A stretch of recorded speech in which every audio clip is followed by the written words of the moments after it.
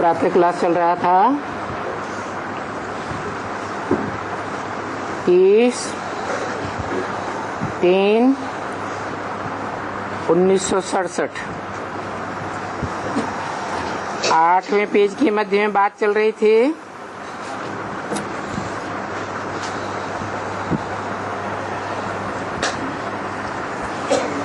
वो हमारा बाप है और हम ब्रदर्स हैं।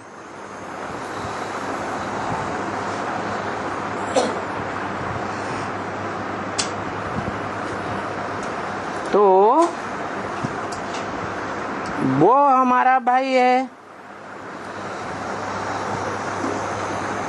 क्योंकि वो दुनिया वाले तो कहने से भाई को बंधु भी कहते हैं।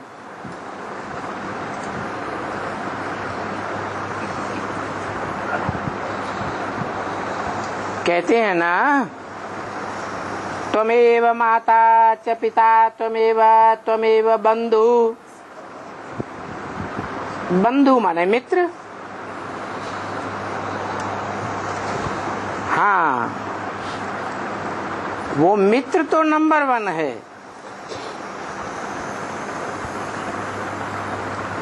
एकदम सुख देने वाला मित्र।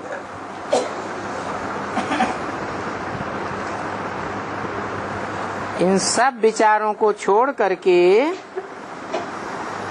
सबसे पहले नंबर का विचार है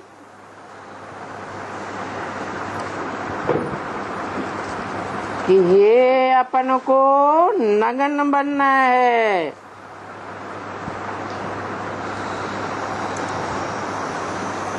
देह रूपी वस्त्र कहो, देह भान कहो, छोड़ना है और फिर जाना है अपने घर। क्योंकि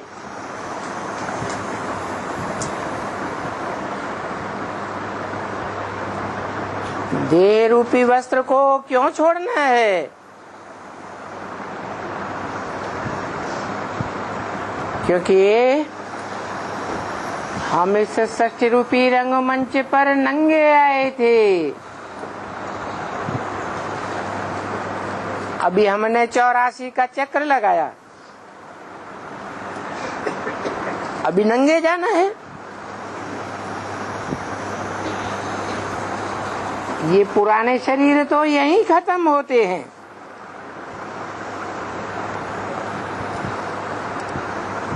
फिर हम नंगे भी होंगे और पवित्र भी होंगे।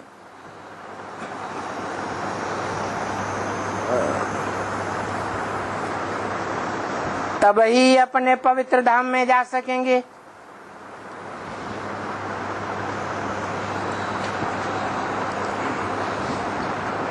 पवित्र नहीं होंगे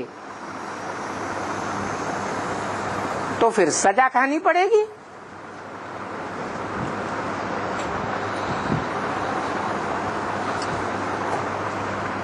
बाद में पवित्र धाम जाएंगे।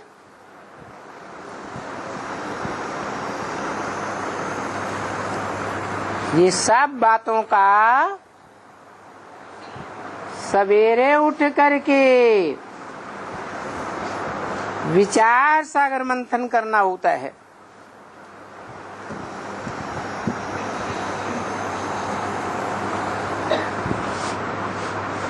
और विचार सागर मंथन करने के साथ साथ याद भी करना होता है।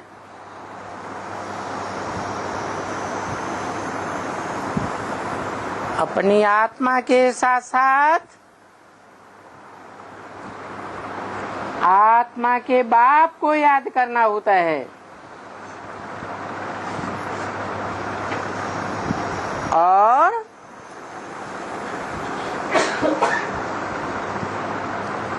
इस मनुष्य सृष्टि में वो बीज रूप बाप कौन है?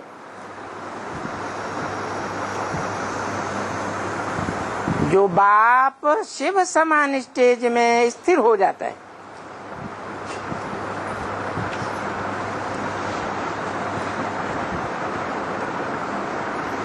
तो याद भी करना है और ये सब विचार सागर मंथन भी करना है।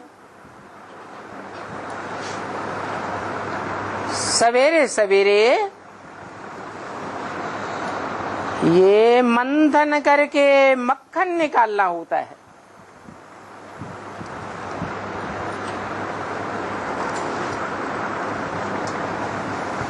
तो ये बेहद का सवेरा है। ज्ञान सूर्य संसार में प्रत्यक्ष होने वाला है।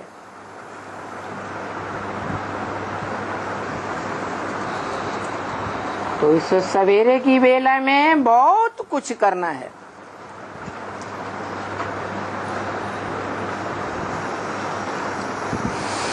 जैसे भक्ति में बहुत कुछ करते हैं, वैसे ज्ञान में भी।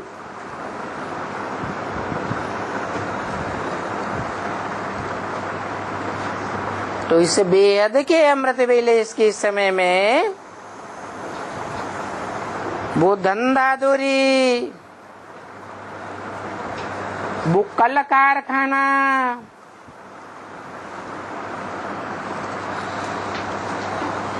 ये दुनियावी धंधे तो याद नहीं करेंगे ना।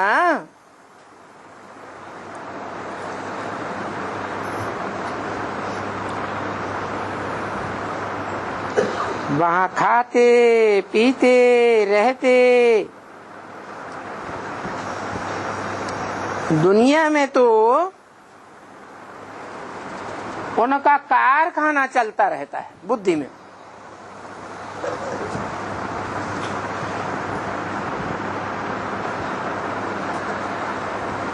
तो ये तुम ब्राह्मणों का धंधा भी ऐसे ही है कि बाबा भी आकर के समझानी देते हैं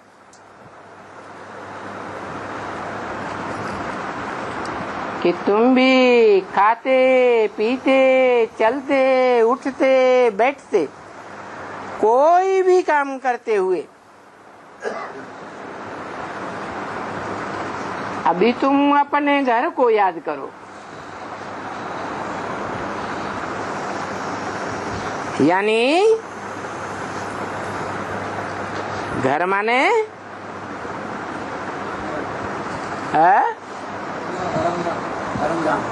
घर माने परम धाम, सूरज चांद सितारों की दुनिया के पार।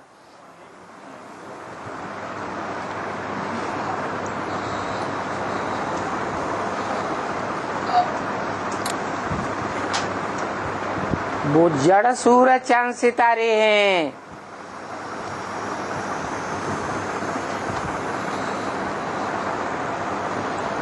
और उनके पार वो पारलोक है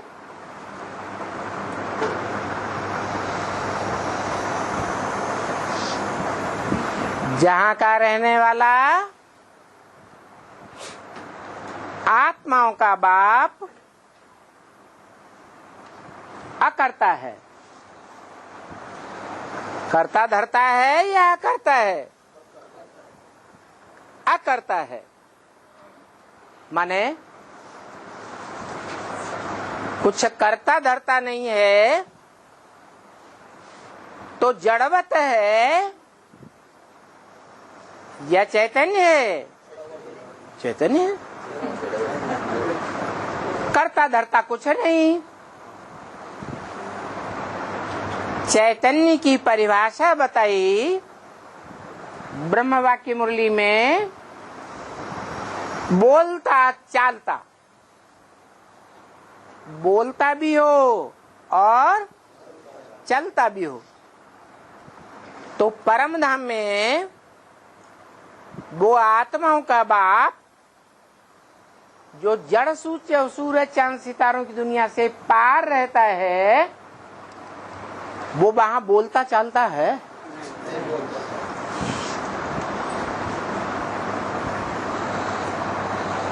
चलता है तो भी कहेंगे करता है, कुछ न कुछ करता है ना।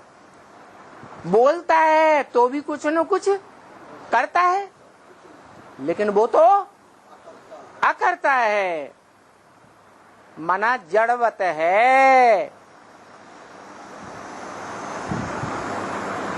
और वो धाम भी है, चैतन्य है या जड़वत है?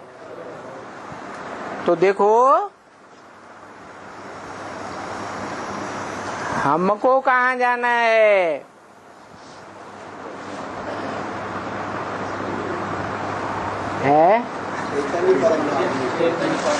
हमको तो वहाँ जाना है जो हमारा बाप भी है, घर भी है और हमारा स्वर्ग भी है।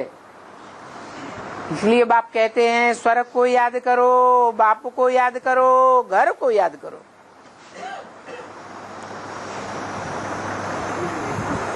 उस बाप को याद करने से हमें सुख भी मिलता है। कैसा सुख है?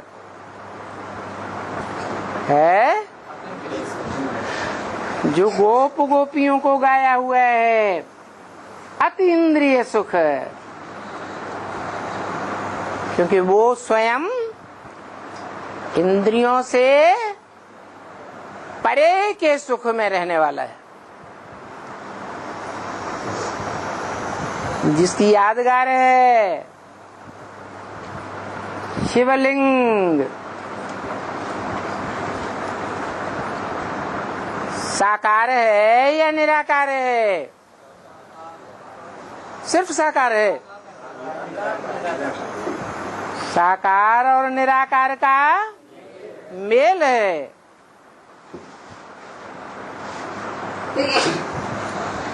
जो निराकार आत्मा है वो आत्मा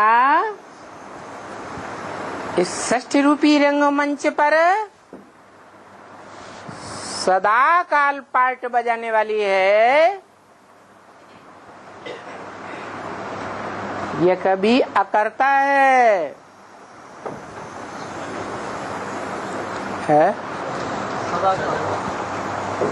क्योंकि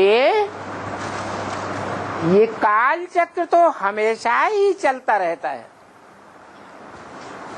कभी रुकता है? तो इस काल चक्र में सदा काल पार्ट बजाने वाला हीरो पार्टधारी भी सदा काल का अकर्ता है कि करता है? क्या है? अकर्ता है, करता है।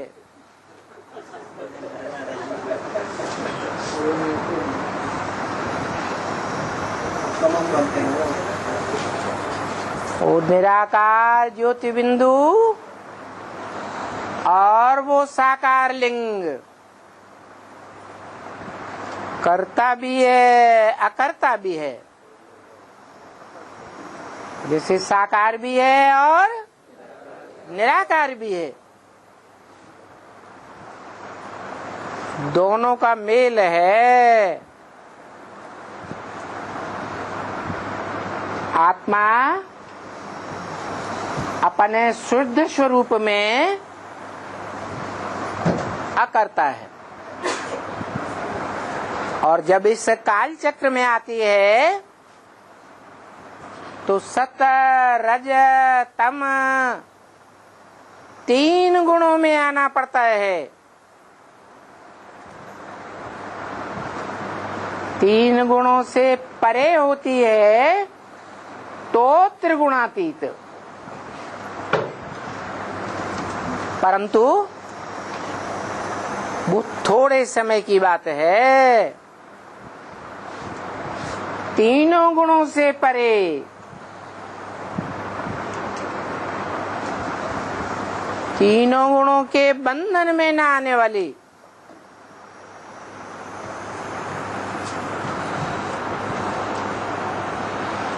तो जब त्रिगुणातीत है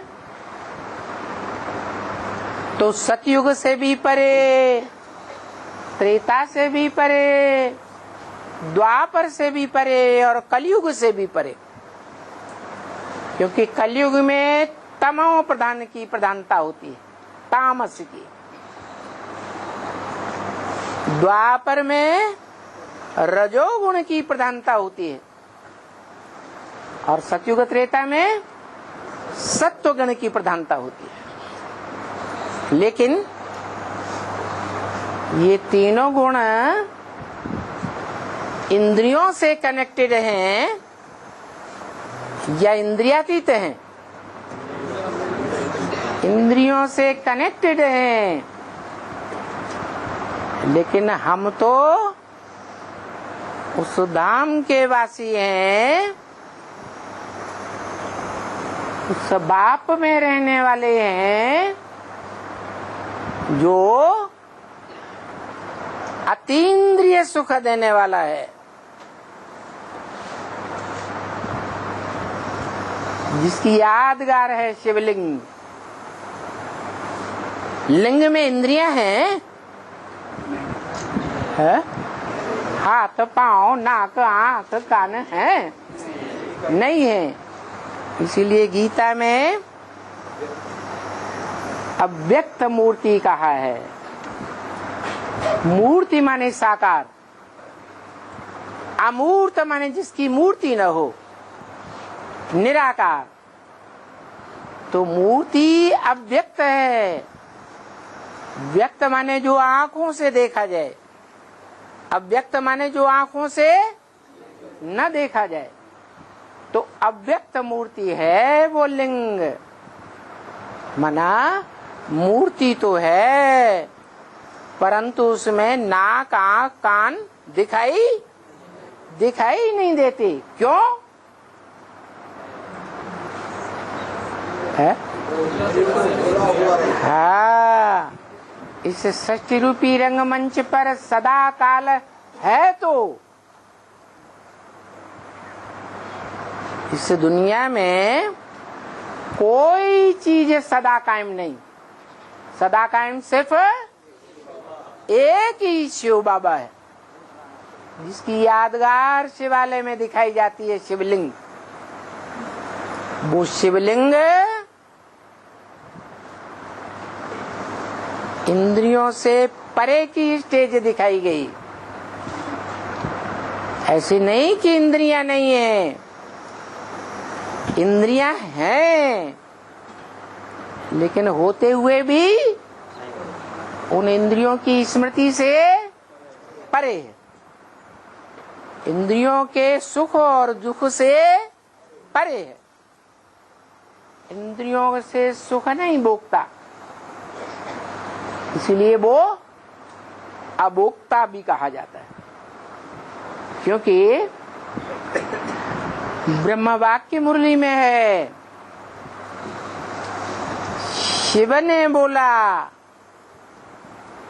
जिसकी विद्यु आत्मा का ही नाम शिव है। क्या बोला? कि मैं तुम बच्चों को नंबरवार आप समान बना कर जाऊंगा। माना मैं स्वयं अभोक्ता हूं, तो तुम बच्चों को भी क्या बना कर जाऊंगा? नंबरवार अभोक्ता बना के जाऊंगा।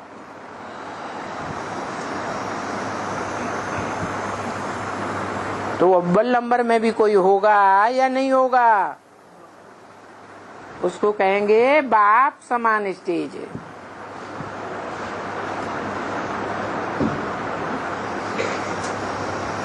तो उस स्टेज में खाते पीते रहते चलते वो स्टेज बुद्धि में बनी रहे कि हमको इस स्टेज में पहुंचना है। जो हमारा महामंत्र है, क्या? मन मना भव, मेरे मन में समा जा। किसने बोला? किस आत्मा ने बोला है? कोई बोलते शिव बाप ने बोला, कोई बोलते शिव बाबा ने बोला। सच्चाई क्या है? शिव बाबा ने बोला, क्योंकि शिव बाप को तो मन है ही नहीं, तो वो कैसे कहेगा मत मना भव मेरे मन में समा जा। जिसमें प्रवेश करता है उसने बोला, वो भी तब बोलने योग्य बनता है जब संपन्न स्टेज बनावे बाप शिव समान।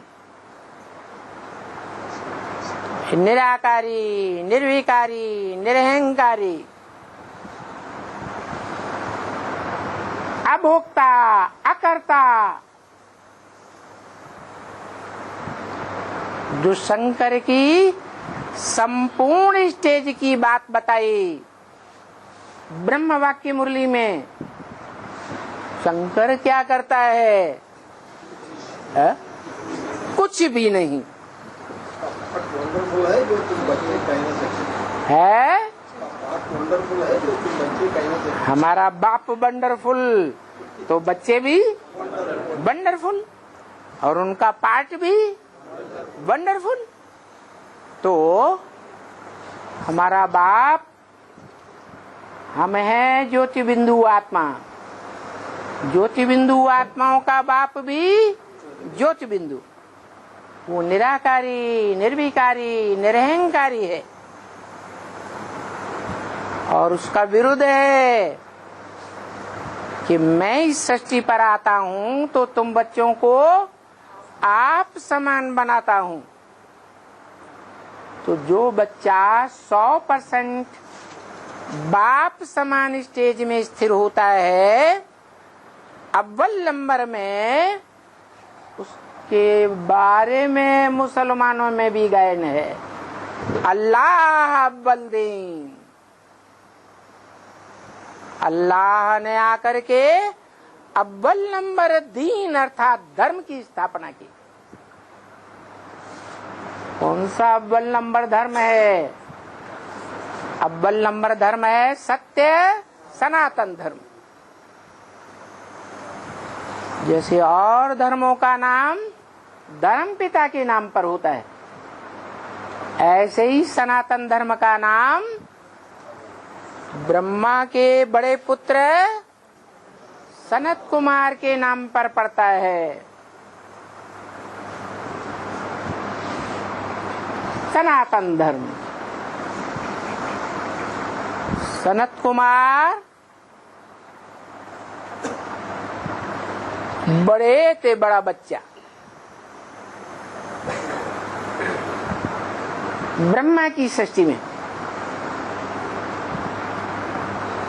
जिस ब्रह्मा को परम ब्रह्म भी कहते, क्योंकि ब्रह्मा तो अनेकों के नाम हैं, परंतु जो परे ते परे स्टेज में रहने वाला ब्रह्मा है वो है परम ब्रह्म। उस परम ब्रह्म का जो बड़े ते बड़ा बच्चा है उसका नाम सनत कुमार। ब्रह्मा के मानसी सृष्टि से उत्पन्न हुए 4 बच्चे शास्त्रों में प्रसिद्ध हैं।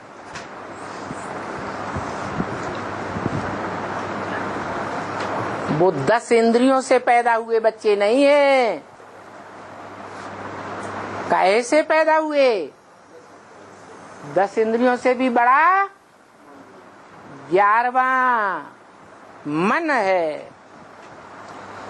तो मानसी सृष्टि से पैदा हुए। मानसी सृष्टि से पैदा हुए 4 मुख्य धर्मों के 4 बीज रूप आत्माएं, सनत, सनातन, सनंदन, सनत कुमार। उनमें सनत कुमार को योगीश्वर और ज्ञानेश्वर का टाइटल मिलता है। योगियों का ईश्वर, ज्ञानियों का ईश्वर, क्योंकि जो जितना बड़ा ज्ञानी होगा, ज्ञानी माने जानकार, सबसे पहली जानकारी किस बात की? बाप की। तो जो जितना बड़ा जानकार होगा वो उतना ही बड़ा बाप का बच्चा कहा जाता है। और ये परंपरा रही है कि जो भी परिवार में बच्चे होते हैं, उन बच्चों के बीच कौन सा बच्चा बाप को ज्यादा जानता है और पहले जानता है? बड़ा बच्चा। तो बड़े बच्चे को हिस्ट्री में देखा जाए बादशाही दी गई है। ये परंपरा भगवान बाप से चली आ रही है। तो वो बच्चा कहता है, क्या कहता है? मत मना भव। वो कौन सा बच्चा है? ये वो ही बच्चा है जो मनुष्य सृष्टि का बीज बाप कहा जाता है, जिसमें आत्माओं का बाप शिव प्रवेश करते हैं। तो उसका नाम देते हैं काम निकालने के लिए। जैसे दादा लेखराज ब्रह्मा में प्रवेश किया, लेखराज में प्रवेश किया तो नाम क्या दिया? ब्रह्मा नाम देते हैं। तो मनुष्य सृष्टि के बीज रूप मनुष्य में प्रवेश किया तो भी उसका नाम ब्रह्मा दिया। परंतु अव्वल नंबर का ब्रह्मा होने से वो परम ब्रह्म महत ब्रह्म कहा जाता है। वही बात गीता में लिखी है, मत योनि परम ब्रह्म, मेरी योनि रूपा माता महत ब्रह्म है। क्या? बाप माता में बीज डालता है ना, तो शिव बाप ने आकर के उस माता में ज्ञान का बीज डाला।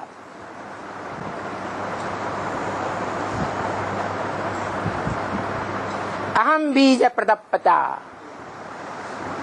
मैं बीज डालने वाला पिता हूँ। गीता में भी ऐसे ही बोला गया। तो बताया कि वो बाप समझा नहीं देते हैं। क्या करना है?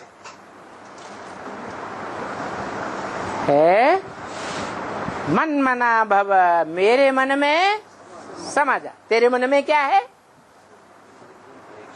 अरे माता के मन में क्या होता है?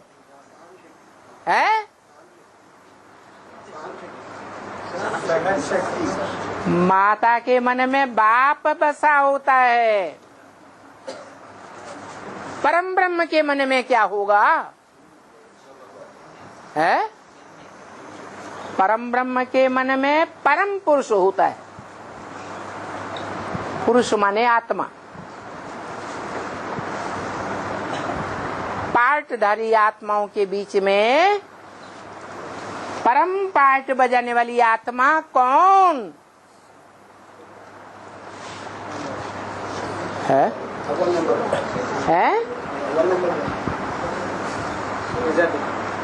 अच्छा, शिव बाप पार्ट नहीं बजाता है? पार्ट नहीं बजाता। पार्ट बोलता है कि नहीं? जो वाणी बोलता है, जो ज्ञान सुनाता है, वो ज्ञान सुनाने का पार्ट बजाता है या नहीं बजाता? तो पार्ट बजाने वाली आत्माओं में पूछा,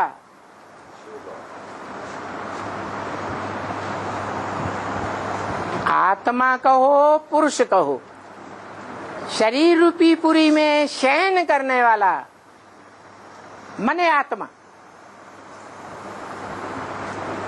वो आत्मा कौन है? जो सृष्टि रूपी रंगमंच पर परम पार्टधारी है। इसलिए परम पिता के साथ साथ वो परम पुरुष भी है। क्या? हाँ,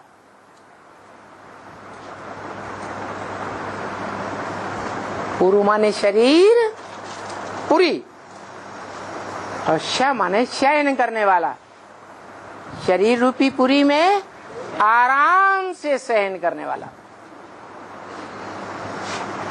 सच रूपी रंगमंच पर कौन सी ऐसी आत्मा है जो रंगमंच पर आकर के पार्ट तो बजाती है, परंतु कोई के संग के रंग में नहीं आती है?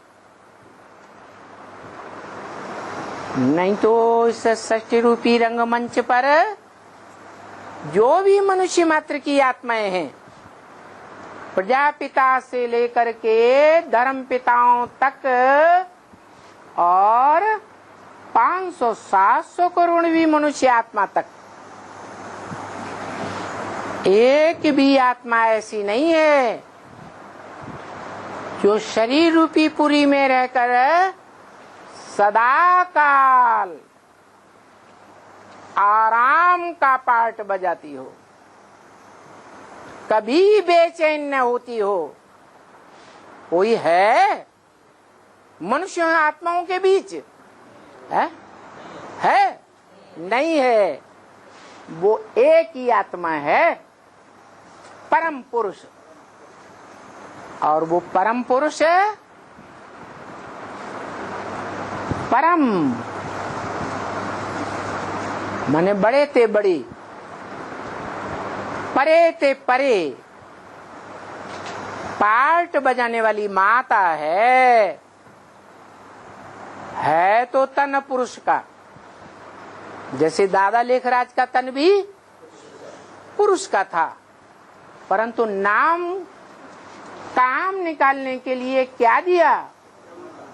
ब्रह्मा नाम दिया। क्या काम निकाला?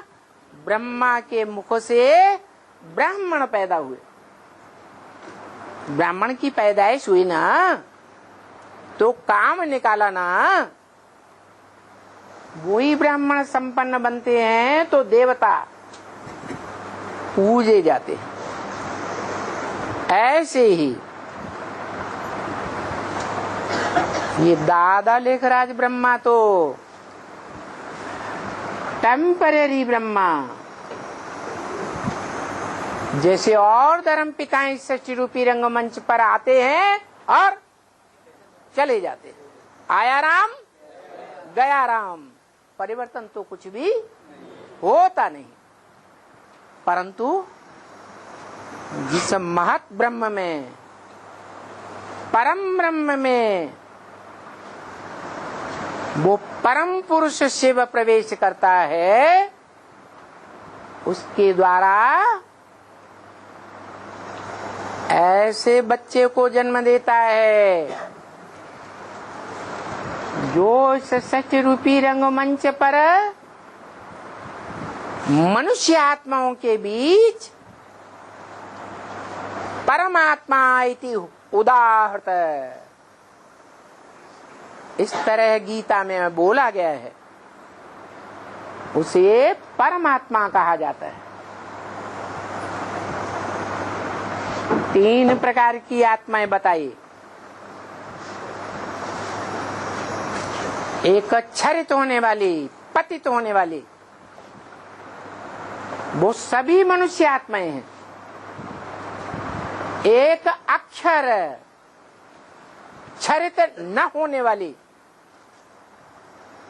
कभी भी पतित न होने वाली, कौन? शिव।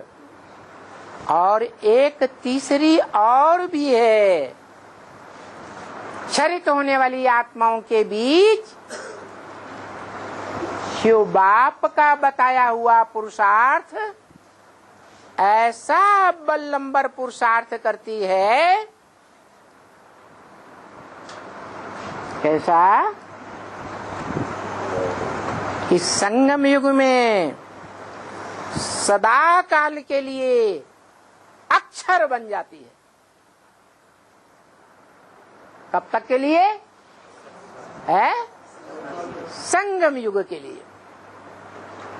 कभी भी क्षरित नहीं होती। कब बन जाती है? जब पुरुषार्थ का संपन्न स्टेज पकड़ती है। इसलिए इसको कहा जाता है कि भगवान आते हैं तो क्या बनाते हैं? आप समान क्या बनाते हैं?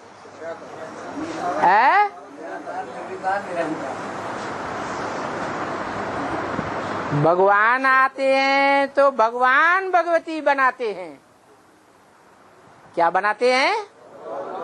भगवान भगवती बनाते हैं। भगवान भगवती प्रवृत्ति मार्ग की बात हुई। सिर्फ भगवान कहें तो निवृत्ति मार्ग हुआ। भगवान एक या दो? असल में तो भगवान एक ही है।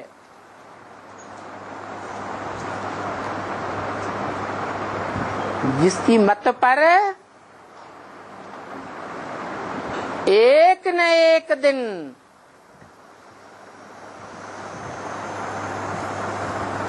सारी मनुष्य सृष्टि को उसके आदेश पर चलना ही पड़ता है। क्या आदेश? क्या महामंत्र?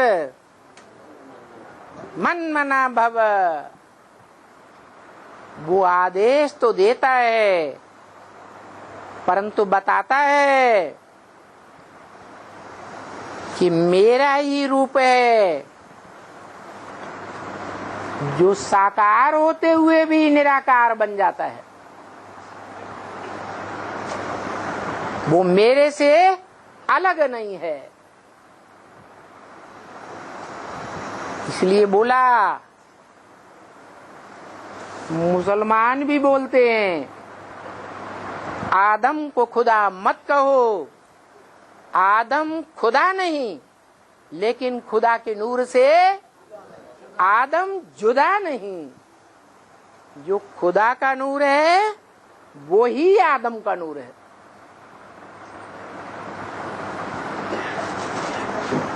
उनको अलग अलग नहीं किया जा सकता। इसलिए बताया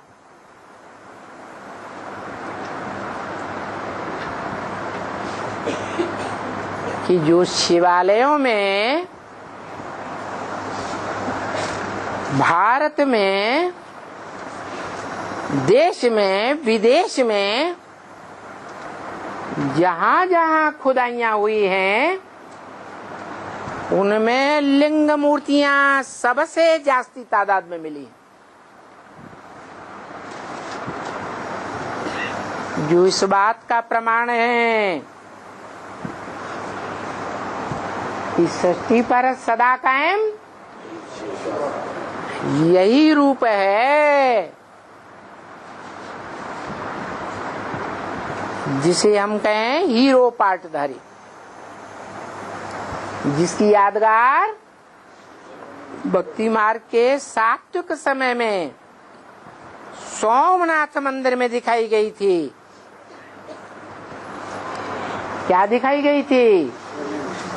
शिवलिंग, पत्थर के लिंग में हीरा जड़ा हुआ था।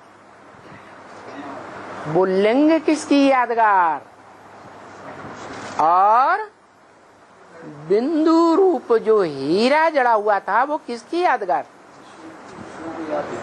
शिव की यादगार। शिव हीरा मन पत्थर बनता है, हीरा हो या कोई भी रतन हो, वो तो सब पत्थर होते हैं, पत्थर बुद्धि ही बनते भी हैं।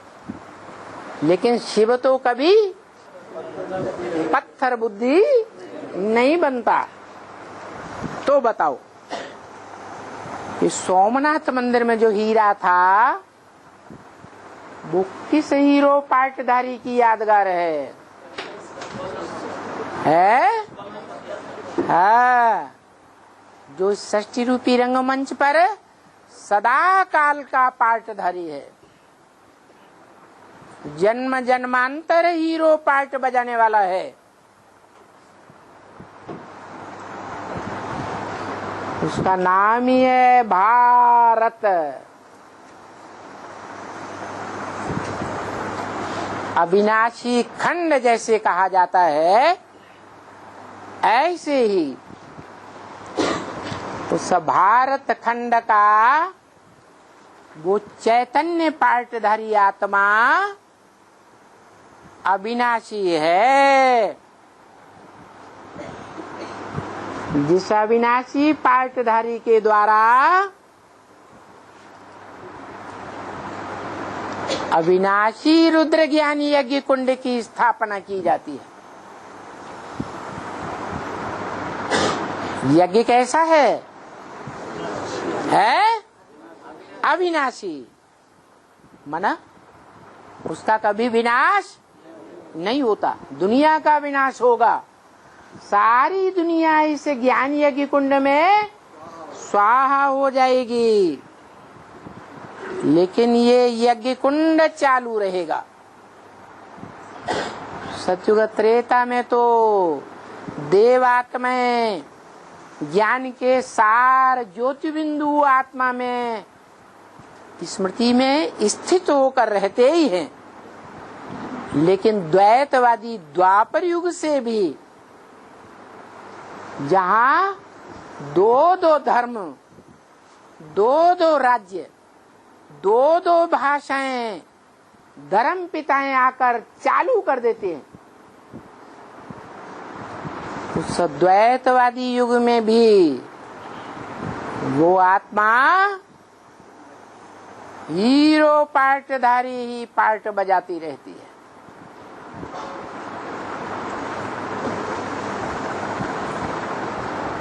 कौन सा पार्ट? हीरो माने हीरा। हीरे में से क्या निकलता है? रोशनी निकलती है, ज्ञान की रोशनी। उसका नाम ही है भारत। भा माने ज्ञान की रोशनी, रत माने लगा रहने वाला, जो सदा काल ज्ञान की रोशनी में लगा रहता है। सत्यता को प्रत्यक्ष करने में लगा रहता है। सत्य को ही ज्ञान कहा जाता है। जो सत्य ज्ञान है वो असत्य से मिलकर रहेगा या टकराता रहेगा।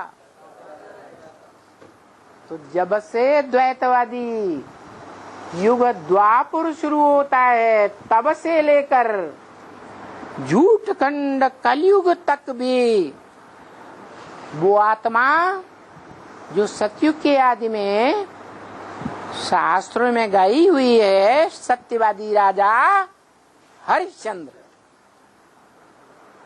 वो असत्य से टकराती रहती है। सत्य सनातन धर्म एक है, उसका प्रणेता एक है।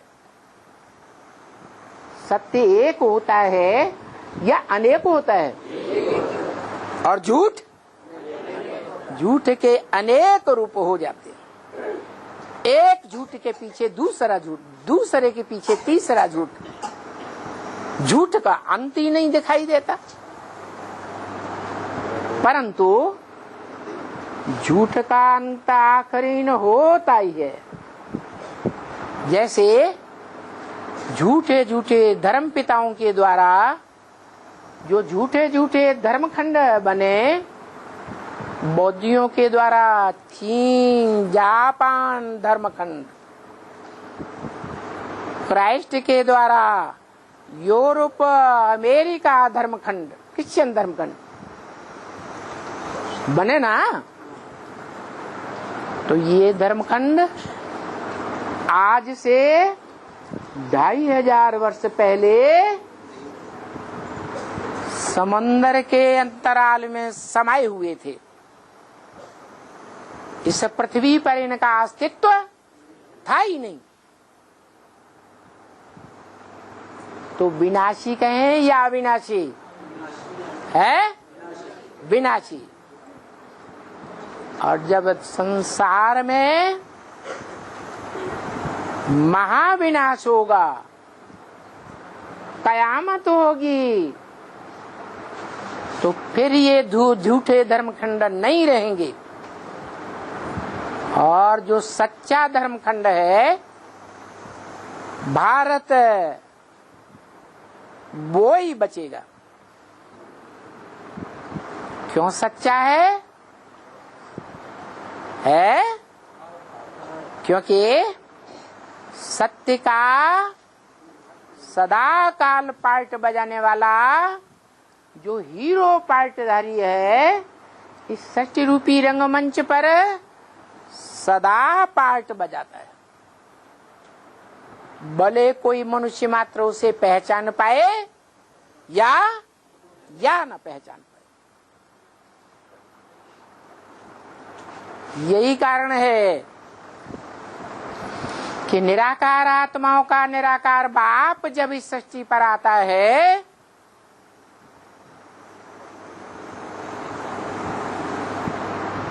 तो वो सत्य है या असत्य है? सत्य बाप आता है, सत्य बात बताता है। सत्य को ही ज्ञान कहा जाता है, असत्य को ज्ञान नहीं कहा जाता। तो वो सत्य बाप इसको पसंद करेगा इस सृष्टि रूपी रंगमंच पर। सत्य का पार्ट अनवरत बजाने वाली आत्मा को ही पसंद करता है। जो सदा काल झूठ से टकराने वाला है। निराकार आत्माओं का निराकार बाप इस सत्य रूपी रंगमंच पर सत्य का पाठ प्रैक्टिकल सदा काल नहीं बजाता। बजाता है? नहीं बजाता। वो तो स्वयं कहता है, मैं त्रिकालदर्शी तो हूँ, तीनों काल का ज्ञाता तो हूँ, जानकार हूँ, ज्ञानी हूँ, ज्ञान स्वरूप हूँ, परंतु मैं प्रैक्टिकल त्रिकालदर्शी नहीं हूँ। माना मास्टर त्रिकालदर्शी नहीं हूँ। मास्टर त्रिकालदर्शी तुम बच्चे बनते हो। तो जिनकी तरफ इशारा किया मास्टर त्रिकालदर्शी, वो नंबरवार होंगे या नहीं होंगे? और कितने होंगे? 4.5 लाख।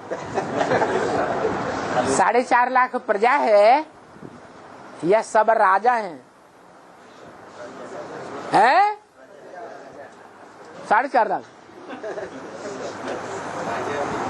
4.5 लाख जो बीज हैं दुनिया के, वो सब राजा बनते हैं या राजाओं की प्रजा बनते हैं?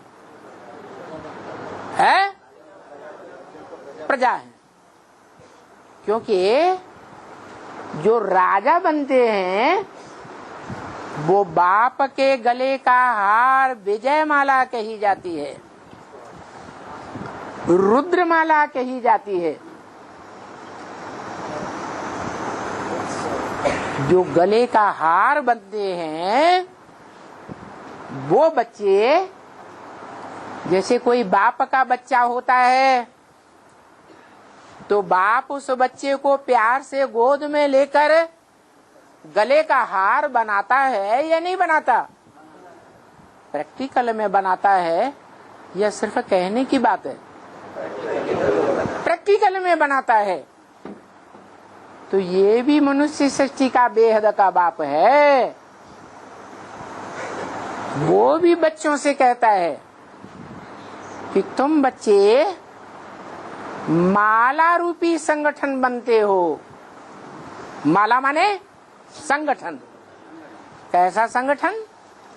जिस संगठन में, जिस माला में तुम आत्मा रूपी मण के नंबरवार पिरोए जाते हो। कोई लेफ्टिस्ट के रूप में, कोई राइटियस के रूप में, कोई ऊपर के मण के, कोई नीचे के मण के।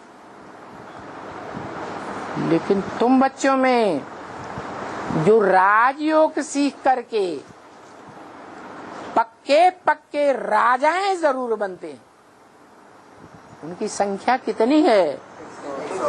108। वो जो 108 बच्चे हैं वो रुद्रमाला के मण के हैं। यज्ञ का नाम क्या है? रुद्र ज्ञानी यज्ञ। क्यों? शिव ज्ञानी यज्ञ क्यों नहीं? ब्रह्मा ज्ञानी यज्ञ क्यों नहीं? विष्णु ज्ञानी यज्ञ क्यों नहीं? शंकर ज्ञानी यज्ञ क्यों नहीं? क्योंकि शंकर भी पुरुषार्थी है, याद में बैठा हुआ है। अपने से ऊंचे को याद करते हैं या कोई नीचे को याद करता है? तो जरूर शंकर जिसे याद करता है। मंदिरों में भी जो यादगार रखी हुई है, शिवलिंग पुराने मंदिरों में बीच में है और बाजू में दूसरी मूर्तियों के साथ शंकर की मूर्ति दिखाई जाती है। इसे क्या साबित होता है?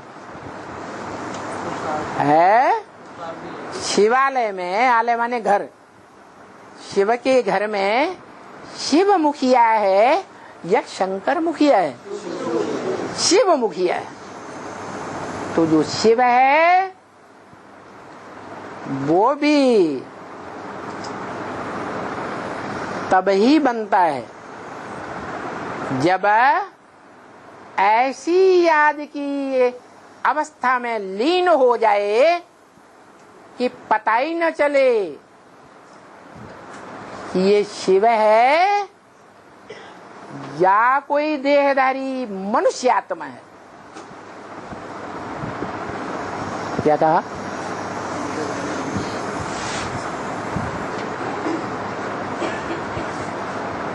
जो रामायण में बोला है, यही जानहु तेहि देव जनाई,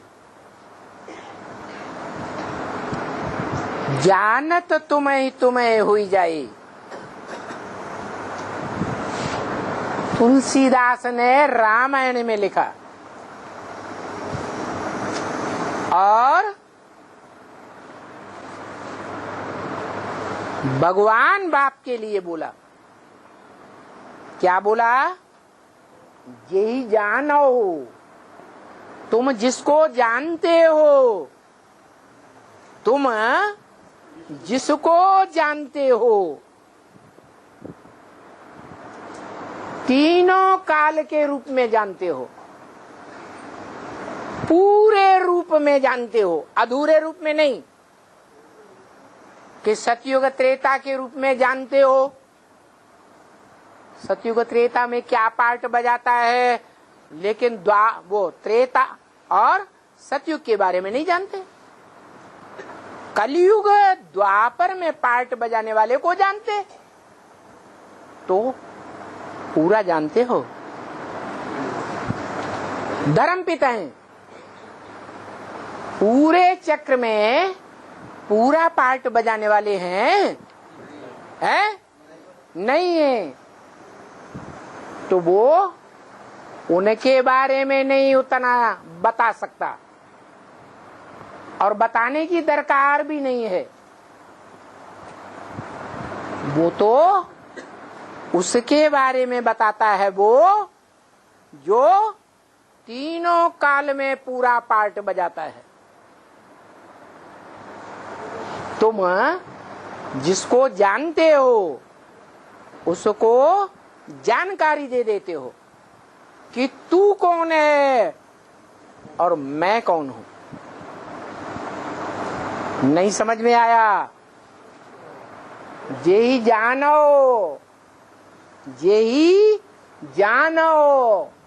तेई देव जनाई।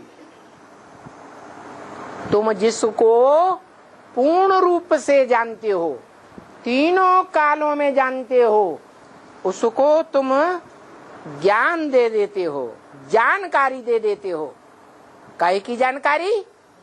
अपने स्वरूप की भी जानकारी कि तीनों काल में तेरा पार्ट क्या है और मेरी अपनी भी तुम जानकारी दे देते हो। जेही जानो तेही देव जनाई, और जानता तुम्हें ही जाए। तुमको जानकर वो तुम्हारे जैसा ही हो जाता है। कौन? राम वाली आत्मा, जिसके लिए बोला ब्रह्म वाक्य में राम बाप को कहा जाता है, कृष्ण बच्चे को कहा जाता है। तो मनुष्य सृष्टि के बाप की जानकारी वो जानता है, उसके अलावा कोई नहीं जानता। तो वो जो जानता है वो ही मनुष्य सृष्टि के बाप को जानकारी देता है और कोई को जानकारी नहीं देता है।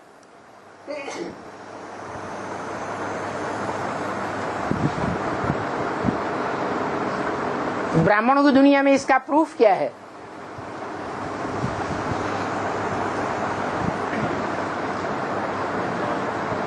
भूल गए? 76 भूल गया? 76 कौन सा बाप? मनुष्य सृष्टि के बाप की पहचान उसने दी, उसी को दी। किस तरह दी?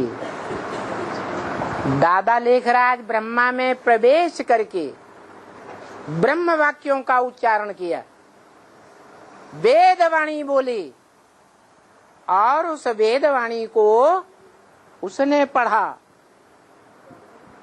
ना, उसको सुप्रीम टीचर बन करके उसने पढ़ाया। उस वेदवाणी का क्लैरिफिकेशन सुप्रीम टीचर के अलावा कोई दे सकता है?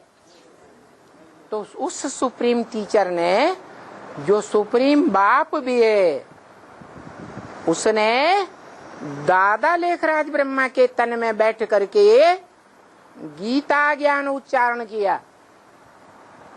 इसके लिए बोला ये गीता ज्ञान है, गीता ज्ञान अमृत नहीं है।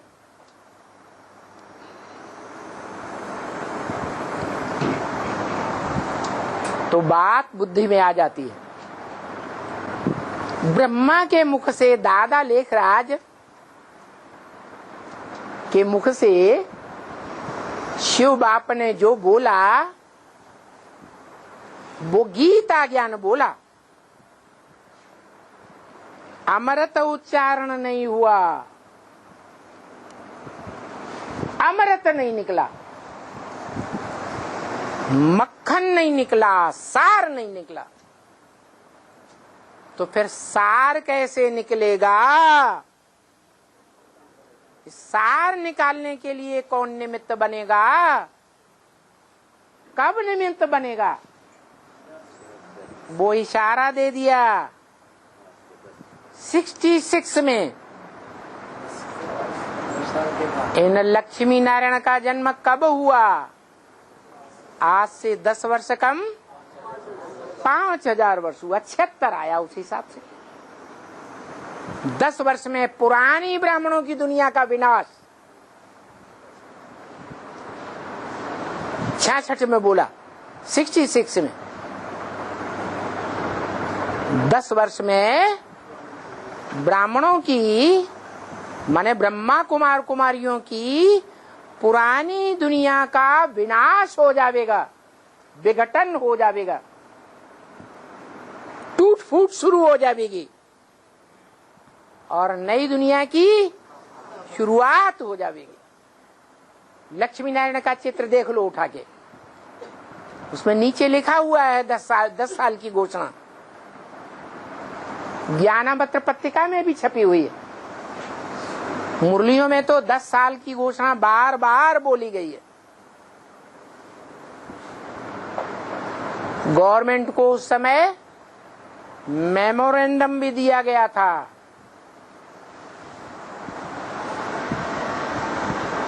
तो 10 साल पूरे होते हैं और जो भी ब्राह्मण मात्र थे, ब्राह्मणों की दुनिया में ब्रह्मा कुमारी ईश्वरीय विश्वविद्यालय में, उन सबने बाप का प्रत्यक्षता वर्ष 76 धूमधाम से मनाया। लेकिन ये किसी ने नहीं जाना ये कौन से बाप का प्रत्यक्षता वर्ष था, क्योंकि बेहद के 2 बाप बताए, एक आत्माओं का बाप और एक मनुष्य सृष्टि का बाप। तो आत्माओं का बाप, उसके बारे में तो सन 36 से जानकारी मिल रही है कि ज्योति बिंदु आत्माओं का बाप ज्योति बिंदु शिव पहले लाल लाइट के गोले के रूप में याद करते थे।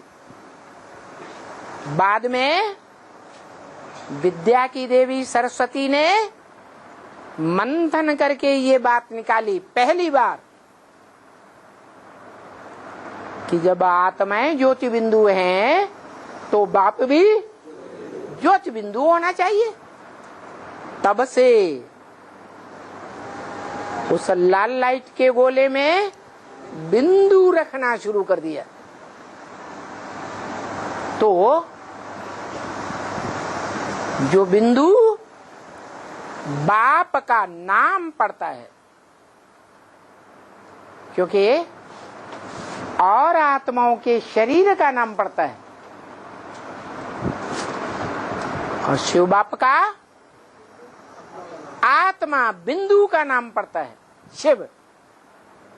तो शिव को तो पहले से ही जानते हैं। शिव की प्रत्यक्षता तो यज्ञ के आदि से ही होती आई है। तो ये 76 में कौन से बाप की प्रत्यक्षता हुई? दूसरी तरफ बोला लक्ष्मी नारायण का जन्म होगा सन 76 में। तो क्लियर हो जाता है जन्म होना माने प्रत्यक्ष होना। नारायण का प्रत्यक्ष होना, कौन से नारायण का? जो नर से डायरेक्ट नारायण बनता है।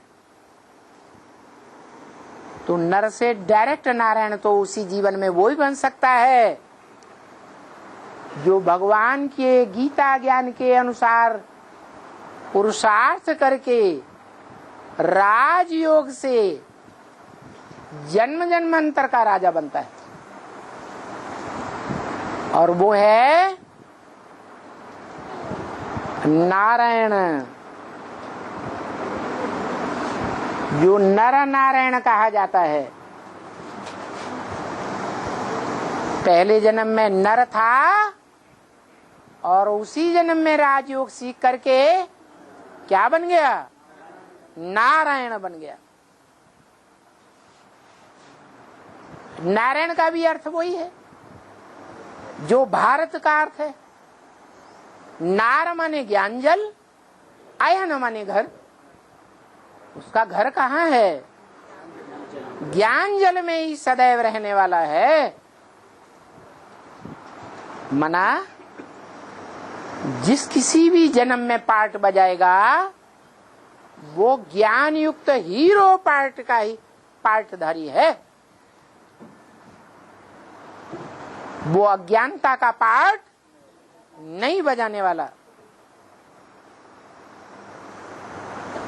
तो वो हीरो पार्टधारी, हीरा समान आत्मा, सदैव ज्ञान की रोशनी छोड़ने वाला हीरा अविनाशी है। उसी का नाम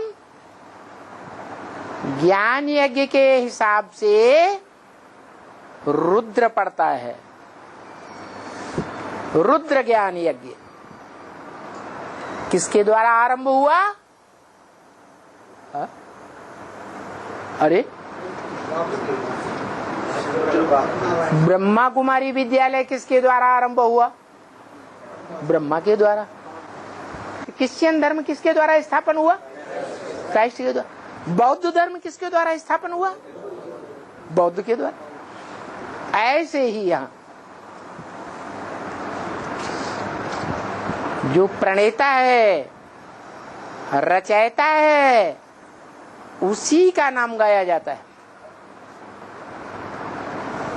तो ये जो रुद्र नाम पड़ा, रुद्र ज्ञान यज्ञ, किसका ज्ञान यज्ञ?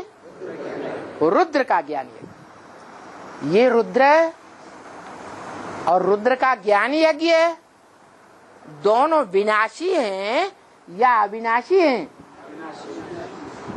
ज्ञान यज्ञ अविनाशी है तो रचने वाला रुद्र भी अविनाशी है। रुद्र माने रौद्र रूप धारण करने वाला। रौद्र माने भयंकर रूप धारण करने वाला। कैसा भयंकर? ऐसा रौद्र रूप धारण करता है कि सारी दुनिया का विनाश करता गाया हुआ है, लेकिन उसका विनाश नहीं होता। तो अविनाशी हुआ या विनाशी हुआ? अविनाशी है। इसलिए उस रुद्र ज्ञान यज्ञ कुंड का नाम रखा है क्या? वो तो रखा। उस शरीरधारी के लिए बोला गीता में, इदं शरीरम कौन्तेय क्षेत्रम मित्यवधीयते। हे कौन्तेय अर्जुन, ये जो तुम्हारा शरीर रूपी रथ है, ये धर्म क्षेत्र है, कुरुक्षेत्र है। क्या है? धर्म का मूल क्षेत्र ये है। और ये जो भारत है, जिसमें दुनिया का बड़े से बड़ा युद्ध रचा जाता है, क्या नाम? महाभारी महाभारत युद्ध। उसका ये जो कुंड है, ये जो क्षेत्र है, जिसमें सारी दुनिया को स्वाहा होना है, जो गीता में लिखा है। क्या लिखा है? दंसा करालान चते मुखाने। इस विनाश काल में हे भगवान विराट रूप में दिखाया, ये जो तेरी दाढ़ें हैं एटम बम रूपी, ये आकाश में भी तैर रही हैं, जमीन के अंदर भी सुरंगों में रखी हुई हैं। ये विकराल दाढ़ों के बीच सारी दुनिया तब चबाई जाती।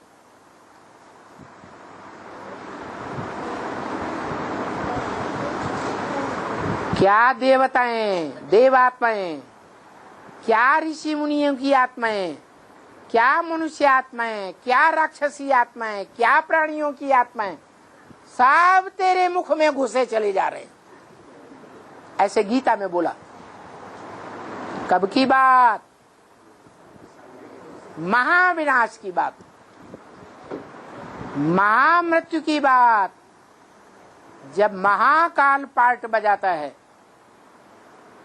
रौद्र रूप धारण करता है, तो किसी को नहीं छोड़ता, क्योंकि इस दुनिया में एक ही सत्य है। क्या? गॉड इज वन या गॉड इज अनेक? God is one. सत्य एक होता है, तो जो एक सत्य है, तो गुरु भी सतगुरु एक होगा या अनेक होंगे? सिख लोगों में आज भी जोर से गायन करते हैं, एक सदगुरु अकाल मूर्त। कैसा सदगुरु? एक सदगुरु, तो बाकी गुरु सब झूठे। जो गुरु हैं वो झूठे, तो गुरुओं के आधार पर चलने वाले सारे भक्त भी सब झूठे।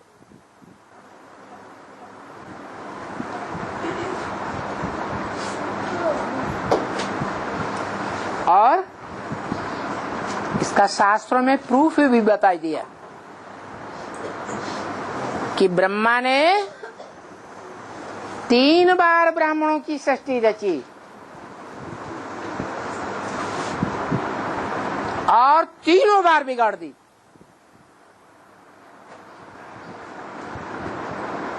कब की बात है? 1927। अरे संगम युग की बात है। संगम युग में ही ब्राह्मणों की सृष्टि 3 बार रची जाती है और तीनों बार बिगाड़ी जाती है। पहली बार ओम मंडली नाम से रची गई और बिगाड़ दी या नहीं? बिगाड़ दी। दूसरी बार 1947 में ब्रह्मा द्वारा ब्रह्मा कुमारी विश्वविद्यालय की रचना की गई और 1976 में क्या किया? विघटन होना शुरू। घोषणा भी कर दी 10 साल में पुरानी दुनिया का विनाश, नई दुनिया की स्थापना। लेकिन सबके लिए नहीं, सबकी बुद्धि में नहीं बैठता, एक की बुद्धि में बैठता। आप मुए, मर गई दुनिया। इस ब्रह्मा दादा लेखराज की रची हुई दुनिया से हमारा कोई कनेक्शन नहीं, ये हमारे लिए मर गई।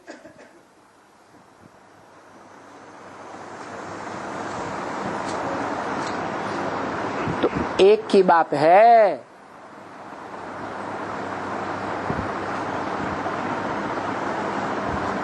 तो ये 2 बार रची गई।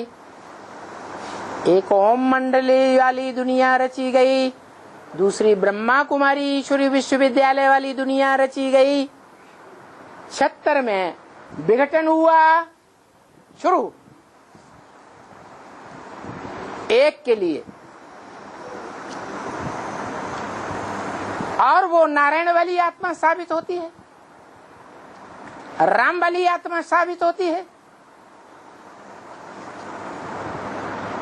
तो राम वाली आत्मा कौन से वंश की गाई हुई है? सूर्यवंश की गाई हुई है। रघुवंशी, रघुवंश शिरोमणि। रघुवंशियों में शिरोमणि, इसका मतलब हुआ रघु माना सूर्य, सूर्य के द्वारा सूर्यवंश, चंद्रमा के द्वारा चंद्रवंश। तो गीता में लिखा है कि मैं जब आता हूं तो पहले पहले किसको ज्ञान देता हूं? सूर्य को ज्ञान देता हूं। मना? सूर्य को ज्ञान देता हूं या देने वाला स्वयं सूर्य है?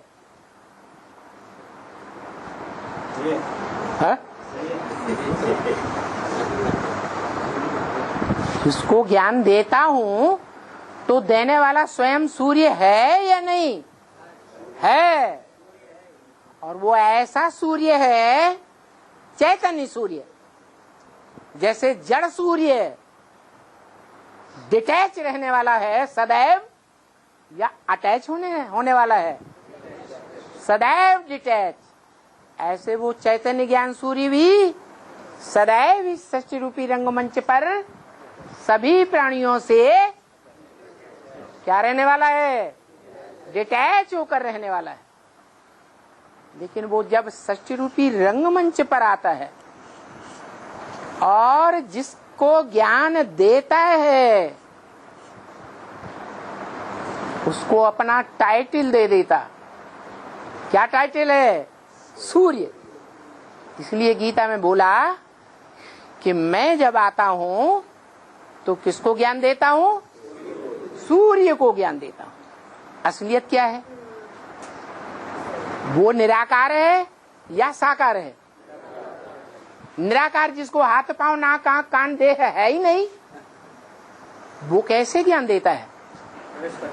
तो बताया कि मैं जब आता हूं तो ब्रह्म वाक्य बोलता हूं, वेद वाणी सुनाता हूं। क्या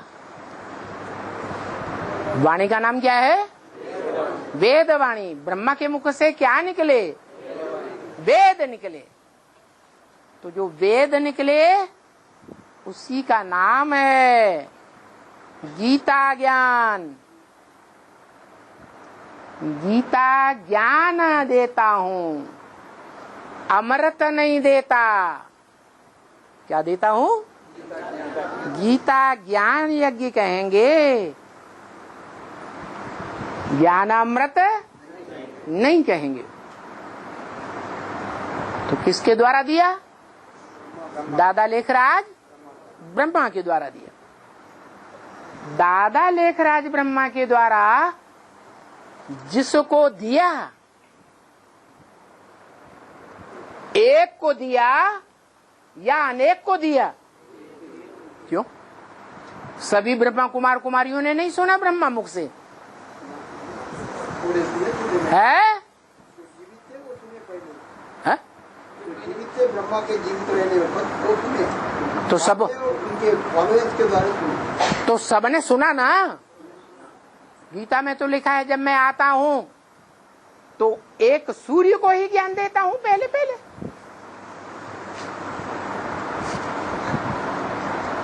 झूठा लिखा है? कैसे सच्चा है फिर? बताया कोई चीज सुनी, कोई बात सुनी और दूसरों को सुनाई, लेकिन समझी नहीं, तो दूसरों को समझाया भी नहीं सकता।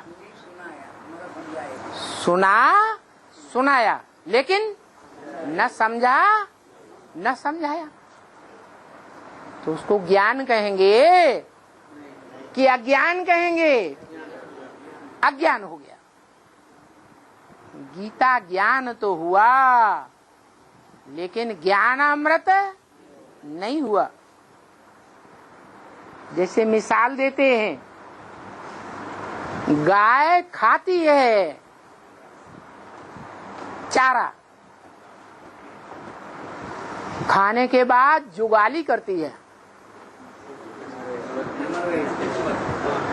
मंथन करती है, तब उसका रस बनता है, फिर खून बनता है।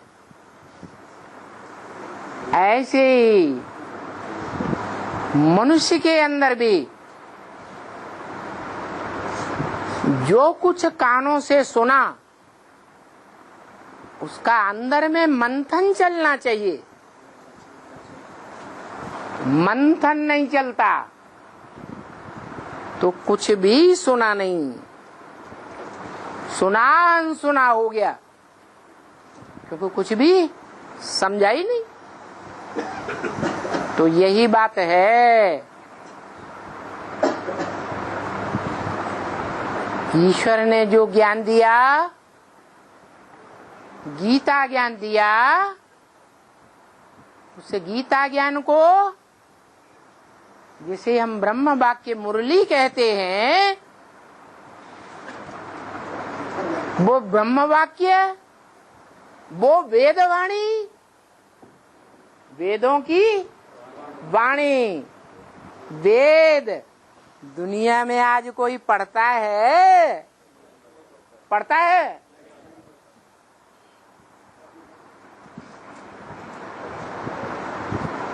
दूसरों को पढ़ाता है? नहीं पढ़ा, क्योंकि उसकी कोई वैल्यू नहीं रही। बाकी कभी वेद हुए थे या नहीं हुए थे? हुए थे, लेकिन होना न होना कोई काम का नहीं। ऐसे ही ये शूटिंग होती है संगम में, ब्रह्मा के मुख से वेदवाणी सुनाई तो गई, सुनने वालों ने सुनी, लेकिन सुनना न सुनना कोई काम का नहीं। क्योंकि कोई ब्रह्मा कुमार कुमारी ने उसका गहराई से तो क्या, हल्केपन से भी मंथन नहीं किया। जो ज्ञानामृत कहा जाए, क्या कहा जाए? ऐसा ज्ञानामृत जिस अमृत को पी करके अमर हो जाए, न मरने वाला, निश्चय बुद्धि, सदा काल के लिए बाप का बच्चा बन जाए। क्या देखने में आ रहा है अभी तक 80 साल में? आज बाप के बच्चे बनते हैं, आज बाप को पहचानते हैं। यज्ञ के आदि काल में खून से लिख कर देते थे, आज कोर्ट स्टाम्प पेपर लिख कर देते हैं, आज लिख कर देते हैं। निश्चय बुद्धि बाप के बच्चे बनते हैं, जिंदा बनते हैं, कल मर जाते हैं। तो मृत्युलोकवासी हैं या अमरलोकवासी हैं? मृत्युलोकवासी। ये नियम है कि मृत्युलोक में जिसका जन्म होता है वो मृत्युलोक में मरता भी है। ध्रुवम जन्म मृतस्य च। क्या इस दुनिया में, इस मृत्युलोक में जिसका जन्म होता है उसका मरना भी होता है। तो क्या करें? ये तो है ही मृत्युलोक। कोई भी ब्राह्मण बताए, प्रैक्टिकल अनुभव बताए, जिन्होंने प्रैक्टिकल में बाप के घर में जाकर जन्म लिया हो, निश्चय बुद्धि बना हो, वो बताए कि जिन्होंने जन्म लिया मृत्युलोक में जन्म लिया या अमरलोक में जन्म लिया। अगर कोई कहे कि अमरलोक में जन्म लिया तो ये मरते क्यों हैं? अनिश्चय बुद्धि की मौत क्यों मर रहे हैं? अनिश्चय बुद्धि की मौत मरते हुए देखे जा रहे हैं। इससे साबित होता है कि ये ब्राह्मणों की दुनिया अभी भी मृत्युलोक है या अमरलोक है? मृत्युलोक है। अभी अमरनाथ बाबा प्रत्यक्ष नहीं हुआ है। जिस अमरनाथ की यादगार ऊंची स्टेज में ऊंचे पहाड़ पर देखी जाती है, जैसा यादगार शिव का मंदिर दुनिया में एक भी नहीं है। इतनी ऊंचाई पर है। किसी ने देखा हो तो बताओ, कब की यादगार है? संगम युग की यादगार है। जब वो ऐसी ऊंची स्टेज पर स्थिर हो जाता है, मनन चिंतन मंथन की ऐसी ऊंची स्टेज अमृत वेले की, जब ज्ञान सूर्य शिव उसमें सदा काल के लिए प्रत्यक्ष हो जाता है, उस समय की यादगार है बर्फ का लिंग।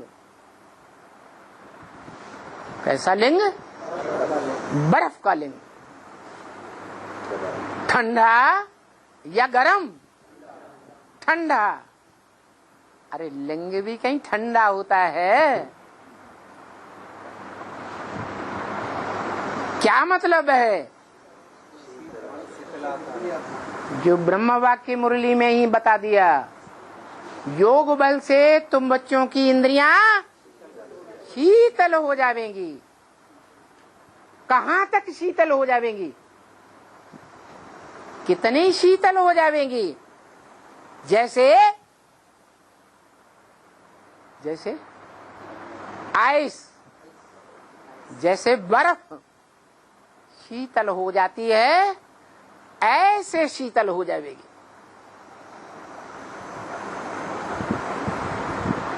ये कामेंद्रिय मारने वाली नहीं रहेगी। क्या? जिस मारने के कारण सब पुरुषों को टाइटल दे दिया, सब पुरुष इस दुनिया में क्या है? दुर्योधन, दुशासन।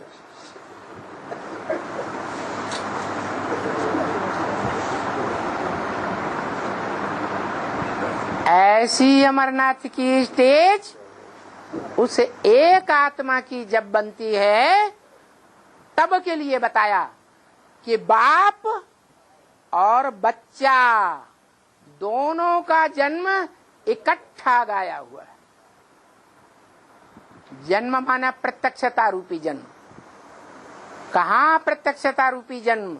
इस संसार के अंदर अखबारों के द्वारा प्रत्यक्षता रूपी जन्म, रेडियो के द्वारा प्रत्यक्षता रूपी जन्म, टीवी के द्वारा प्रत्यक्षता रूपी जन्म, चैनल्स के द्वारा प्रत्यक्षता रूपी जन्म।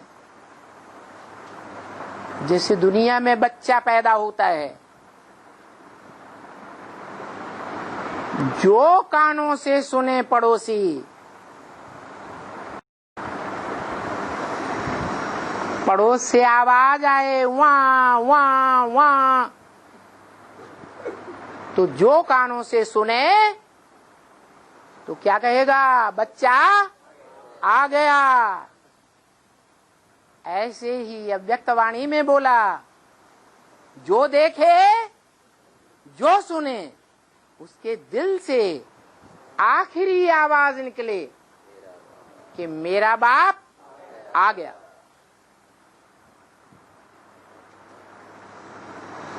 जो आंखों से देखेगा बच्चे को, पेट से बाहर आया हुआ बच्चा, पेट में गुप्त रहने वाले बच्चे को नहीं, बाहर आए हुए बच्चे को, जो प्रत्यक्ष है, उस प्रत्यक्षता रूपी जन्म लेने वाले बच्चे को देखेगा तो कहेगा बच्चा आ गया। ऐसे ही वो भगवान भी जब इस सृष्टि पर महाशिवरात्रि में प्रत्यक्ष होता है तो सारी दुनिया के मुख से निकलेगा, क्या निकलेगा? मेरा बाप आ गया। नहीं तो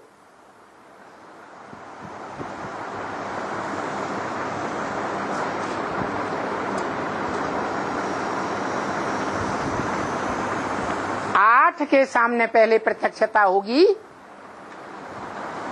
या सारी दुनिया के सामने प्रत्यक्षता होगी? तो आठ की भी यही हालत होगी। क्या है? मेरा बाप आ गया। भले सारा ब्राह्मण परिवार, ब्राह्मणों की दुनिया कहती रहे पता नहीं आया, नहीं आया, कहाँ आया, क्या होगा, लेकिन वो आठ का संगठन ऐसा तैयार होगा जो सर के ऊपर विराजमान दिखाया जाता है। 8 मण के वो 8 आत्माएं जो बाप को पूरा और पक्का पहचान लेंगी, सदा काल के लिए संगम में पहचान लेंगी। अमरनाथ के अमर बच्चे, फिर एक के बाद एक, 9वां, 10वां, 11वां, 12वां नंबरवार 10 साल तक आते रहेंगे माला में, और माला तैयार होगी और पूरी राजधानी राजाओं की स्थापना हो जाएगी। फिर सारी दुनिया में डंका बजेगा। कब? जब पूरी राजधानी स्थापन हो जाएगी तो दुनिया की कोई राजधानी, कोई सरकार, कोई देश की गवर्नमेंट, भले अमेरिका महाशक्ति की गवर्नमेंट क्यों न हो, वो भी उस संगठन से टक्कर नहीं ले पाएगी। इसलिए अव्यक्तवाणी में बोला ये ब्राह्मणों का संगठन ऐसा पावरफुल संगठन बन जाएगा कि इस संगठन रूपी माला में कोई भी भिखारी पांव भी नहीं रख सकेगा। जब कोई जासूसी ही नहीं कर पाएगा तो जीत पाएगा है? नहीं जीत सकता।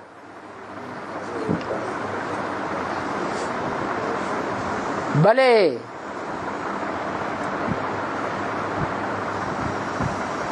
अभी वर्तमान में ब्रह्मा द्वारा रची गई कौन से नंबर की ये ब्राह्मणों की दुनिया चल रही है? 3रे नंबर की दुनिया चल रही है। एडवांस पार्टी, आध्यात्मिक विश्वविद्यालय।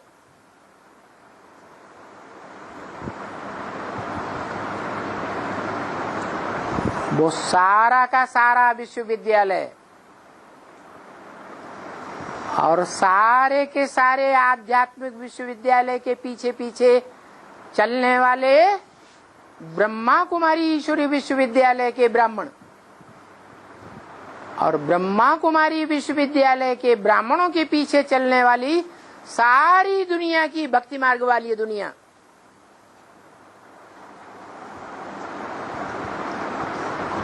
एक तरफ हो जाएगी। और वो 108 आत्माओं का एक माला रूपी संगठन एक तरफ हो जाएगा।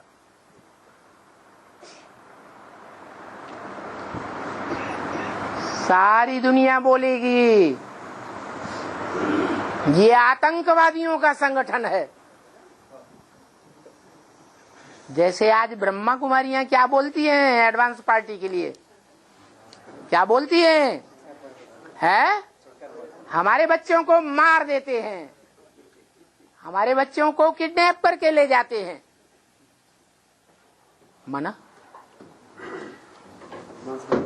उनके लिए उनकी दृष्टि में आतंकवादी संगठन हो गया ना, हो गया या नहीं हो गया? जैसे ओसामा बिन लादेन, वो हद का ओसामा बिन लादेन। ओ शाम आ गई, सूरज छुप गया, कोई को दिखाई नहीं देता। ओ शाम आ गई, बिना लादेन, बिना लाए दिए नहीं छोड़ूंगा, जो है तेरे पास सब रख दे। जो भी तेरे पास है तन मन धन वो सारा इधर लेकर रख दे। उसका नाम है ओसामा बिन लादेन। उसको भी सारी दुनिया में जो महाशक्ति अमेरिका कही जाती है, उन अमेरिकन्स ने कब दर्द दबोचा? जब जासूस अंदर भेज दिए, पूरी जासूसी कर ली कि अमुक स्थान पर अमुक संगठन के बीच ये व्यक्ति छुपा बैठा है। तो जासूस घुस गए ना, है? ऐसे ही बताया कि वो तो हद का ओसामा बिन लादेन है। हद का डकैत है, वीरप्पन, दक्षिण भारत का। जिस दक्षिण भारत से अष्टदेव प्रत्यक्ष होते हैं। अष्टदेवों का भी कोई मुखिया है या नहीं है? है। वो वीरों का अप्पा, वीरप्पन। ये इंडिया की गवर्नमेंट 20 वर्षों से भी ज्यादा नाक रगड़ती रही, उसका बार बार का नहीं कर सके। जब अंदर के भेदियों ने उसका भेद दे दिया, तब ही पकड़ा गया ना। लेकिन बताया कि तुम ब्राह्मणों का संगठन ऐसा पक्का संगठन बन जाएगा, ऐसी पक्की माला बन जाएगी, एक के स्नेह के सूत्र में पिरोई हुई। क्या कहा? कैसी माला? एक के स्नेह के सूत्र में पिरोए हुए 108 मण के ऐसे पक्के हो जाएंगे कि कोई भी जासूस अंदर विकारी मनुष्यात्मा पांव भी नहीं रख सकेगी। तो कोई बाल बाका कर सकेगा? ऐसी सशक्त राजधानी दुनिया की स्थापना होगी कि उसके सामने दुनिया के बड़े बड़े संगठन, कैसे कैसे संगठन, राज्य सत्ताधीशों के, दुनिया के बड़े बड़े संगठन धर्म सत्ताधीशों के। हर धर्म के सत्ताधीश होते हैं ना। जैसे क्रिश्चियंस में हर गिरजाघर में देख लो एक फादर बैठा होगा, और दुनिया में जितने भी गिरजाघर हैं उन सबका मुखिया एक जरूर पोप। तो धर्म सत्ताधीश हो गए ना। वो दुनिया के कोई भी देश के धर्म या राज्य सत्ताधीश या दुनिया के कोई भी धर्म के धर्म सत्ताधीश तुम बच्चों के संगठन का बाल भी बांका नहीं कर पाएंगे।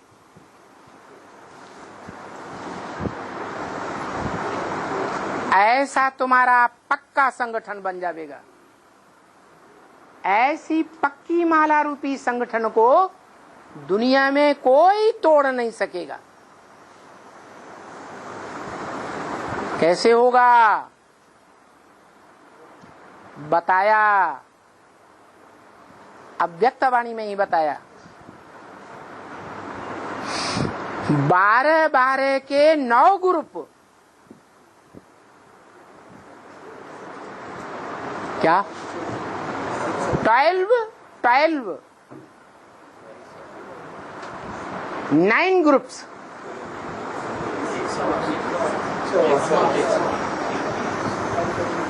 12 into 9 108। ऐसा माला रूपी संगठन बनेगा। समझाया कैसा? एक भी पावरफुल संगठन तैयार होने पर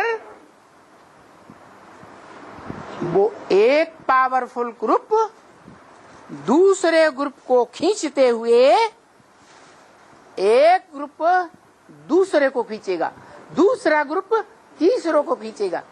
ऐसे होते होते 108 की माला का संगठन एक हो जाएगा। कौन सा पावरफुल संगठन एक बनेगा? 9 ग्रुप हैं 12-12 के।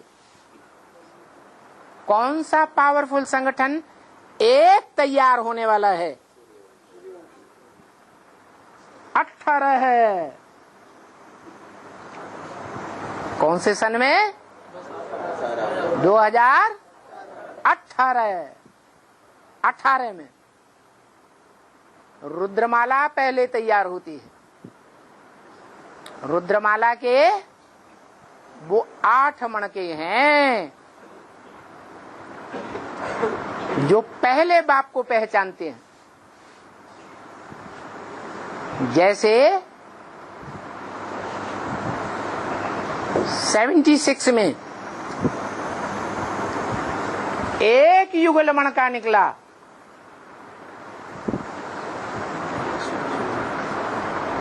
और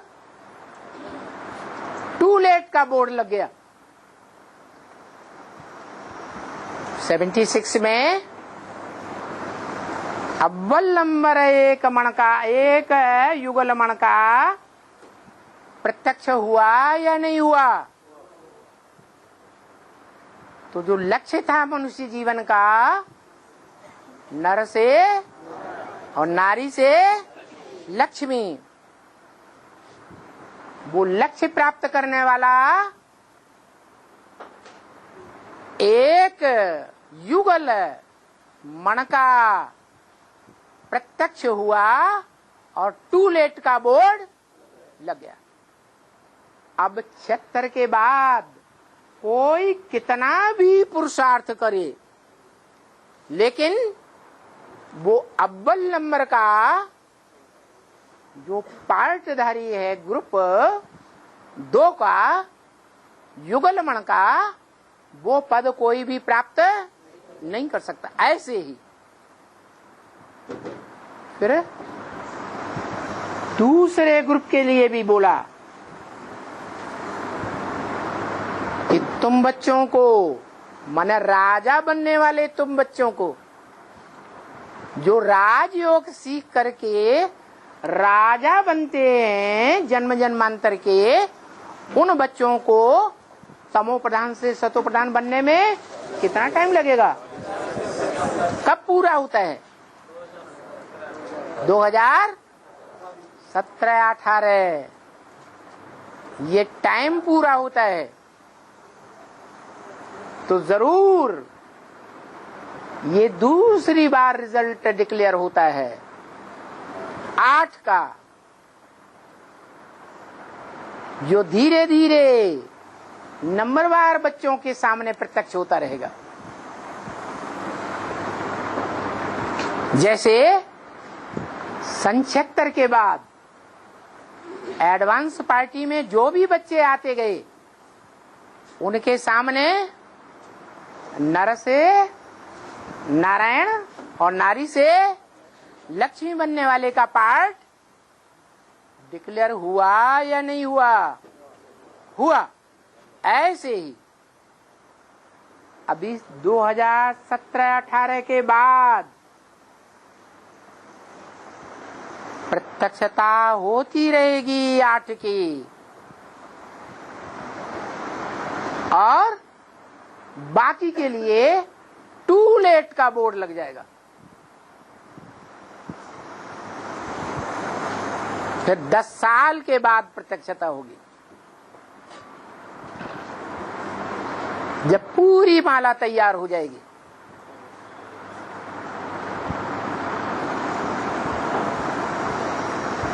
पूरी माला डिक्लेरेशन भी होगा संसार में, तब कहेंगे पूरी राजधानी स्थापन हुई। तीसरी बार फिर टू लेट का बोर्ड कि 108 माला की लिस्ट में जो आने वाले थे वो आ चुके। इसके बाद कोई कितना भी पुरुषार्थ करेंगे 108 की माला में नहीं आ सकेंगे। इसलिए जो अंतिम संदेश गुलजार दादी के द्वारा ब्रह्मा बाबा ने इस साल दिया उसमें बता दिया। क्या बताया? ऐसे नहीं समझना अभी 20 साल पड़े हैं। अच्छा 20 साल तो है ही नहीं। क्या बोला? तुम बच्चों के लिए पुरुषार्थ करने का 20 साल तो है ही नहीं। कितने साल हैं? 10 साल हैं। 10 साल के अंदर माला में आने का पुरुषार्थ पूरा कर लिया।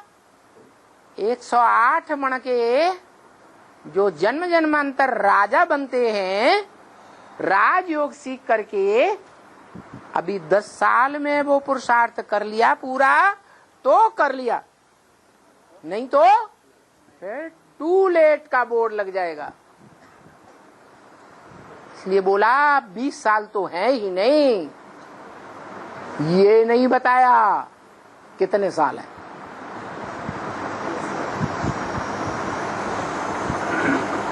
ब्रह्मा बाबा ने क्यों एग्जैक्ट नहीं बताया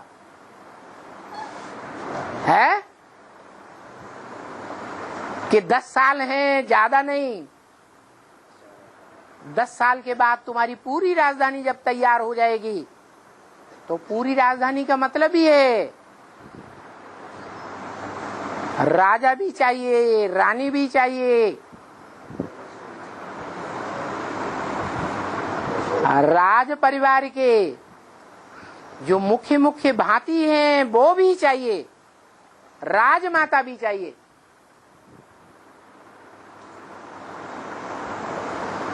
राज्य अधिकारी भी चाहिए। चाहिए कि नहीं चाहिए? चाहिए। और दास दासी भी first class, second class, third class चाहिए या नहीं चाहिए? वो भी होंगे। और प्रजा भी चाहिए, फर्स्ट क्लास प्रजा। जैसे भामाशाह साहूकार था ना, प्रजा ही था ना। साहूकार प्रजा होती है या नहीं है? लेकिन कैसी प्रजा थी? साहूकार प्रजा, अव्वल नंबर की प्रजा या द्वयम तयम नंबर की? अव्वल नंबर की प्रजा। तो दास दासी भी चाहिए, प्रजा भी चाहिए और चांडाल भी चाहिए। अच्छा, उस राजधानी में दोनों प्रकार के चांडाल देखने में आवेंगे। राज परिवार के चांडाल और प्रजावर्ग के चांडाल। पूरी राजधानी स्थापन हो जाएगी और पूरी राजधानी में एक भी बदला ऐसा नहीं निकलेगा जो क्या कर दे, धोखा दे दे। जैसे भारतवासी राजाओं ने धोखा खाया, भारत के राजाओं ने ही धोखा दे दिया। अंग्रेजों से राज बहादुर का लक़ब लेकर के बैठ गए और अंग्रेजों को पूरा सहयोग दिया और भारत का सत्यानाश कर दिया।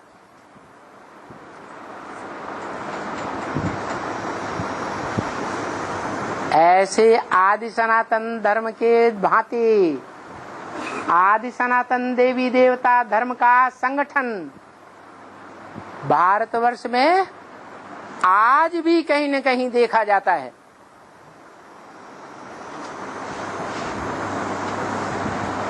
क्योंकि बताया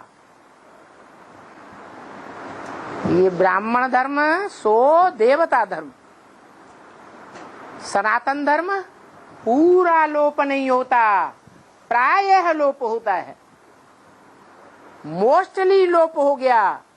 फिर भी भारत में ढूंढने से पता लग जाएगा आज भी ऐसे ऐसे 70-70, 80-80 लोगों के परिवार हैं, खासकर दक्षिण भारत में देखे जाएंगे, जिनका संचालन, जिन परिवारों का संचालन का मुखिया एक होता है। एक जिस रास्ते पर जाएगा पूरा परिवार उसी का अनुगमन करेगा। जिस परिवार में एक ही भाषा बोली जाती है, एक ही पार्टी को वोट देगा पूरा परिवार। ऐसे नहीं एक जनता पार्टी को वोट दे, दूसरा कांग्रेस पार्टी को वोट दे, तीसरा बहुजन समाजवादी पार्टी को वोट दे, ऐसा हो ही नहीं सकता।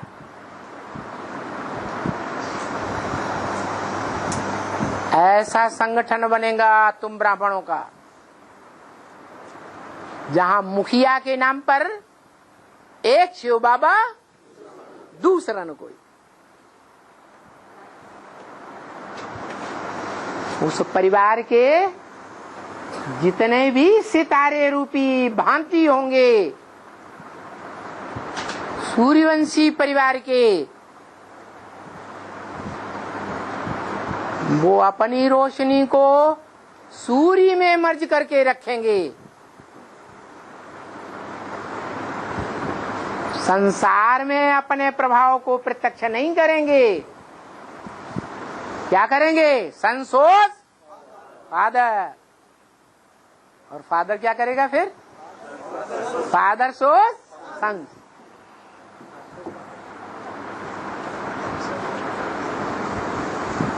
ओम शांति।